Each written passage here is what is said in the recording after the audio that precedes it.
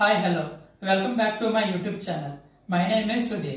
ఈ వీడియోలో ట్రాన్స్ఫార్మర్ గురించి తెలియజేసే ప్రయత్నం చేస్తాను.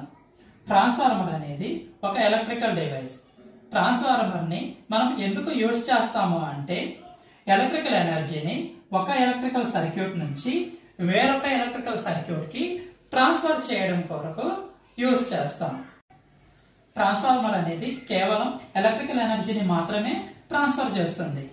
ఫ్రీక్వెన్సీలో ఎలాంటి మార్పు ఉండదు, పవర్ లో కూడా ఎలాంటి మార్పు ఉండదు. It does not change the frequency value and also power value. Transformer లో ఈ రెండు ఎలక్ట్రికల్ సర్క్యూట్స్ కి మధ్య ఎలాంటి ఎలక్ట్రికల్ కనెక్షన్ అనేది ఉండదు. కేవలం ఫ్లక్స్ ద్వారా మాత్రమే కనెక్ట్ అయి ఉంటుంది త్రూ కోర్ ద్వారా. అందుకే ట్రాన్స్ఫార్మర్ ని electrically isolated but మ్యాగ్నెటికల్లీ coupled circuit అని చెప్తాము.